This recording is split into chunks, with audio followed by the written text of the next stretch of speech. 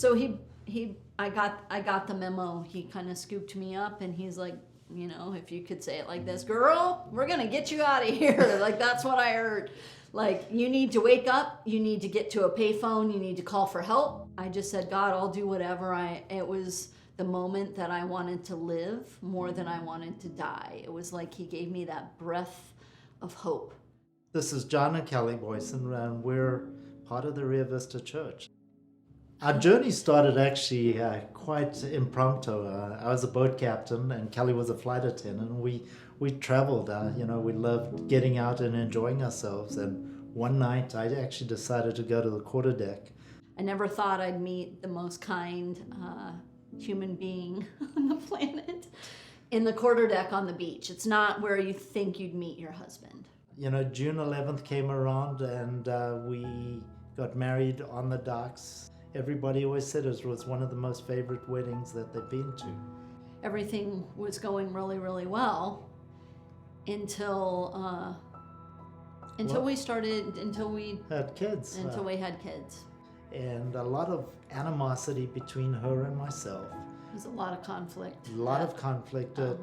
I was living looking back, I was living in the past. I wanted my old life. I wanted to be flying and traveling and on the go. And all of a sudden I'm at home changing poopy diapers, what's for dinner, nap time is my whole goal. And I just lost myself. And so I began hiding and sneaking and the progression of my drinking, I literally am a Coors Light drinker. Nothing more than that, than light beer. So it didn't seem possible that was what was causing all the problems in my marriage, with my anxiety.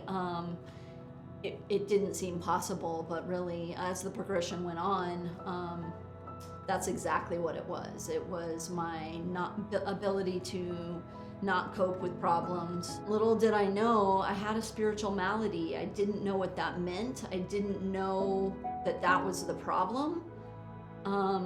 Until Blake came here to Bethany and we started really coming to church more often.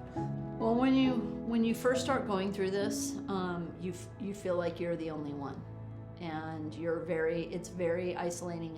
You're very alone. No one wants to let people in and to know that there's a problem in your home, right? Like, I think that's, that everyone looks great, right? Like, and you go like that until you can't show up anymore. Kelly's progression kept on going further. After $300,000 of rehabs that we spent over the years, nothing changed. Everything was still the same. The fighting kept on going. There was no peace in the house. Like, to normal people, it'd be like, what's wrong with you? Why can't you just stop? My biggest thing that I tell people when somebody is asking me, I go, you've got to understand this is a sickness. It's not the person. Right. Even though we thought things were changing, it always seemed to get a little worse. I flew my mom in from South Africa. We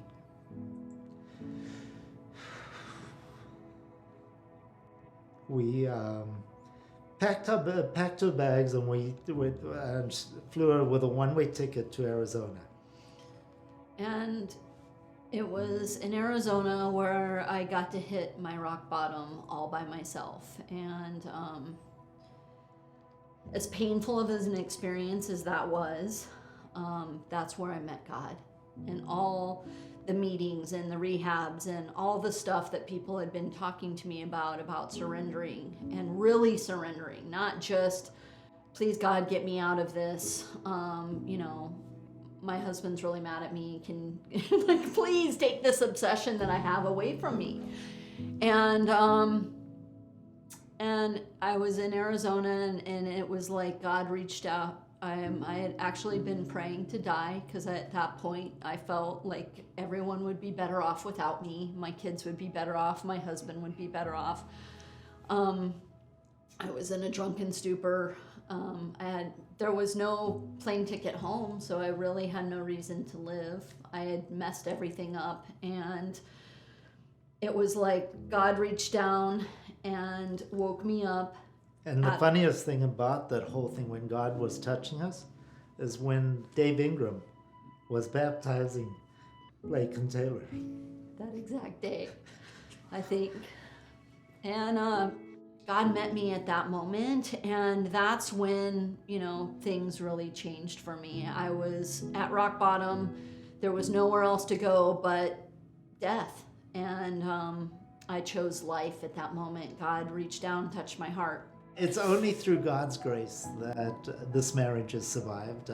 Today we look at it and there is hardly any arguments. There is no conflict. We discuss it all. When you're living in God's grace, you're living in God's will, you're grateful for every moment, every day. I've been given the gift of a husband that accepts me and loves me unconditionally, and he's got my back no matter what. He forgave me like Jesus forgave us, right? Like, it's kind of that exact same forgiveness. I'd probably be dead if it wasn't for him. He was fighting for his kids. He was fighting for me when I couldn't fight for myself. And isn't that what marriage is about? So if you are seeing this and you don't know what to do, maybe you're the husband or the wife, please reach out to us. We're an open book. We help people all the time. And it's not something that you want to do on your own. You can't do it on your own. You've got to have friends around you. Yeah, you can't do it on your own,